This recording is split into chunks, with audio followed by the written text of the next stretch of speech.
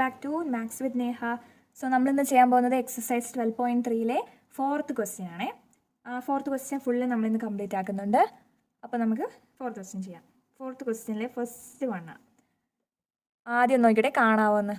കാണാമല്ലോ അല്ലേ? അപ്പോൾ 4th ക്വസ്റ്റ്യനിലെ ഫസ്റ്റ് വൺ 5 അതായത് ഡിവൈഡ് ആസ് ഡയറക്റ്റഡാ. ഇതും ഡിവൈഡ് ചെയ്യാനുള്ള ക്വസ്റ്റ്യൻ ആണ്. 5 × 2x + 1 3x + 5 divided by 2x + 1. ഇത് ഈസി ആയിട്ടുള്ളൊരു ക്വസ്റ്റ്യൻ ആണ്. ഞാൻ പറയാം എന്തുകൊണ്ടാണ്. നമ്മളൊന്നുകൂടെ നന്നായിട്ടൊന്ന് എഴുതിയാൽ തന്നെ നമ്മളെല്ലാം ക്ലിയർ ആവും. അപ്പോൾ നമ്മളൊന്നുകൂടെ എഴുതുക. 2x + 1 3x + 5 divided by 2x + 1. നോക്കിക്കേ, നിങ്ങൾ തന്നെ നോക്കിയേ. 2x + 1 മുകളിലുണ്ട് താഴെയുണ്ട്. അത് രണ്ടും കട്ട് ചെയ്ത് അതിന് ആൻസർ റെഡിയായി. 5 × ബാക്കിയുള്ള എഴുതിക്കേ 3x + 5 അല്ലേ? ഇത്രയേ ഉള്ളൂ നമ്മുടെ ആൻസർ. ഈ 3x + 5-നകത്തുനിന്ന് കോമൺ എടുക്കാൻ വല്ലതും ഉണ്ടോ? 3-ഉം 5-നകത്തുനിന്ന് എന്തെടുക്കാൻ? അത് രണ്ടും പ്രൈം നമ്പേഴ്സ് അല്ലേ? അപ്പോൾ ഇതാണ് നമ്മുടെ ആൻസർ, 5 × 3x + 5. അങ്ങനെ നമുക്ക് സെക്കൻഡ് ക്വസ്റ്റ്യനിലേക്ക് പോവാം. 26xy × x + 5 × y - 4 divided by 13x × y - 4. ഇതാണ് നമ്മുടെ അടുത്ത ക്വസ്റ്റ്യൻ. നന്നായിട്ടൊന്ന് എഴുതാം. 26xy × x + 5 അതുപോലെ y - 4 divided by 13x × y - 4. ഇതിനകത്തുനിന്ന് നമ്മൾ നോക്കുമ്പോൾ y - 4ഉം y - 4ഉം കൂടെ കട്ട് ചെയ്യുക. ഇനി നമ്മൾ കുറച്ചുകൂടെ കാര്യങ്ങളുണ്ട്. ഇതൊരു ബ്രാക്കറ്റ് അല്ലേ? ഇവിടെ ഒരു ബ്രാക്കറ്റിലായിരുന്നു. അപ്പോൾ ഇതും കൂടെ നമുക്ക് കട്ട് ചെയ്ത് കളയാമല്ലോ. സോ ഇവിടെ ഒരു എക്സ് ഉണ്ട്, ഇവിടെ ഒരു എക്സ് ഉണ്ട് അല്ലേ? അത് രണ്ടും കട്ട് ചെയ്തു. ഇനി നമുക്കറിയാം 13 × 2 ആണ് 26. 3 × 2 6, 2 × 1 2. ഓക്കെ, അപ്പോൾ 13 × 1 13, 13 × 2 26. അപ്പോൾ 2 ബാക്കിയുള്ള y എഴുതി. ഇനി എന്താ? x + 5 അല്ലേ? അതും എഴുതി. ഇതാണ് നമ്മുടെ ആൻസർ. ഇനി നമുക്ക് തേർഡ് ക്വസ്റ്റ്യനിലേക്ക് പോകാം.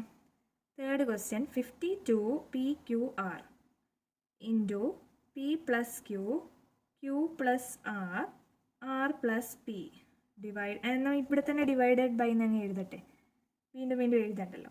അപ്പോൾ 104 PQ × Q + R R + P. ഇവിടെ നമ്മൾ നോക്കിയാൽ ബ്രാക്കറ്റിലുള്ള എന്തെങ്കിലും കട്ട് ചെയ്യാൻ പറ്റുമോ? Q + R ഇവിടെ ഉണ്ടോ? ഉണ്ട്, Q + R ഉണ്ട്. അപ്പോൾ അത് രണ്ടും കട്ട് ചെയ്തു. R + P ഉണ്ടോ? ഉണ്ടല്ലോ, R + P. അതും കട്ട് ചെയ്തു. ഇനി നമ്മൾ നോക്കിയാൽ ഇവിടെ ഒരു ബ്രാക്കറ്റാണ്, ഇവിടെയും ബ്രാക്കറ്റാണ്. ബ്രാക്കറ്റ് ആണെങ്കിൽ നമുക്ക് ഈ ഒരു ടേമിനെ കട്ട് ചെയ്യാമല്ലോ. പ്ലസ്സോ മൈനസോ ആണെങ്കിൽ കട്ട് ചെയ്യാൻ പറ്റത്തില്ല എന്ന് ഞാൻ പറഞ്ഞു. ബ്രാക്കറ്റോ ഇൻറ്റു സിമ്പിളോ ആണെങ്കിൽ നമുക്ക് കട്ട് ചെയ്യാം. സോ നമുക്ക് ഇവിടെ ഒരു P ഉണ്ട്, ഇവിടെ ഒരു P ഉണ്ട്. അത് രണ്ടും കട്ട് ചെയ്തു. ഇവിടെ ഒരു Q ഉണ്ട്, ഇവിടെ ഒരു Q ഉണ്ട്. അതും കട്ട് ചെയ്തു.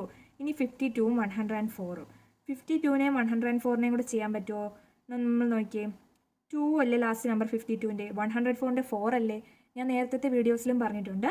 അപ്പോൾ 2 4 6 8 0 എന്നീ നമ്പേഴ്സ് വരുവാണെങ്കിൽ 2 കൊണ്ട് ഡിവിസിബിളാണ്. അപ്പോൾ നമുക്ക് 2 കൊണ്ട് ചെയ്യാൻ പറ്റും. 52 ഡിവൈഡഡ് ബൈ 2 എന്താ? 2 2s 4 1 2 6 അല്ലേ? 26 എന്ന് വരും. അപ്പോൾ നമുക്ക് ഇവിടെ മാറ്റി എഴുതിയിട്ട് ചെയ്യാം. 52 ഡിവൈഡ് ബൈ 104. 52നെ 2 കൊണ്ട് ഡിവൈഡ് ചെയ്യുമ്പോൾ നമുക്ക് 26 കിട്ടും. അതുപോലെ 104 ചെയ്ത് നോക്കിയേ.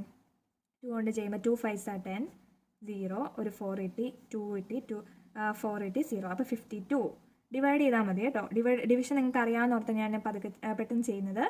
അപ്പോൾ 26ഉം 52ഉം 26 ചെയ്യുമ്പോൾ നമുക്ക് കിട്ടുന്ന 1ഉം 3 ഞാൻ പറയാം 1ഉം 3ഉം ആണ്. അപ്പോൾ 13 × 2 ആണ് 26.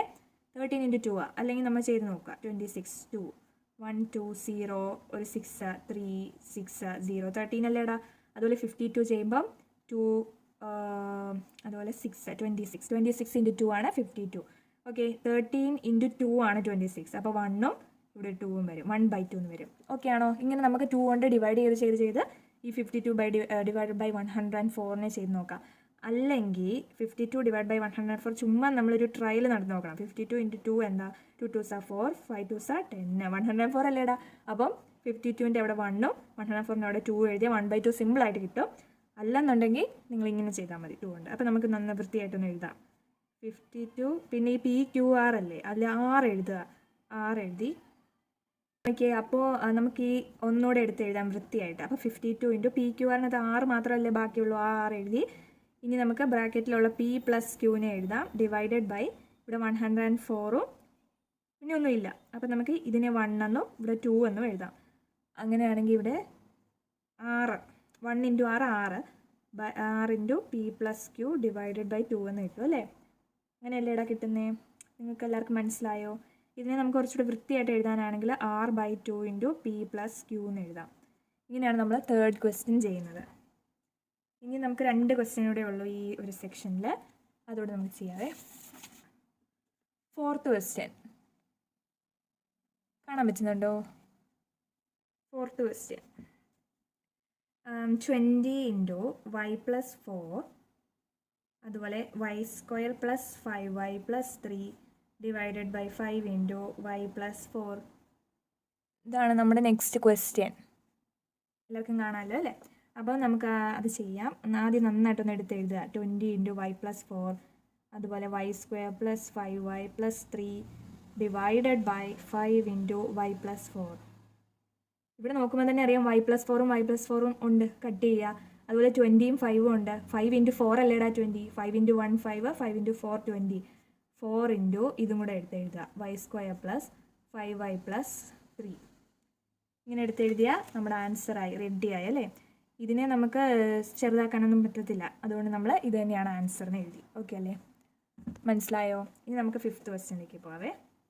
5th question x into x + 1 into x + 2 into x + 3 divided by x into x + 1. സിമ്പിളായിട്ട് ചെയ്യാം. നന്നായിട്ടൊന്ന് എടുത്ത് എഴുതിക്കുക. x into x + 1 into x + 2 into x + 3 divided by x into x + 1. x + 1ഉം x + 1ഉം കളഞ്ഞു, എക്സും എക്സും കളഞ്ഞു, ബാക്കിയുള്ള എഴുതിയാൽ പോരെ. x + 2 into x + 3. ഇത്രയേ ഉള്ളൂ നമ്മുടെ ആൻസർ. അപ്പോൾ വീഡിയോ എല്ലാവർക്കും ഇഷ്ടമാവുകയാണെങ്കിൽ ലൈക്ക് ചെയ്യുക, ഷെയർ ചെയ്യുക, അതുപോലെ സബ്സ്ക്രൈബ് ചെയ്യുക. അപ്പോൾ അടുത്ത വീഡിയോ ആയിട്ട് നമുക്ക് വീണ്ടും കാണാം. അതുവരെ ബൈ.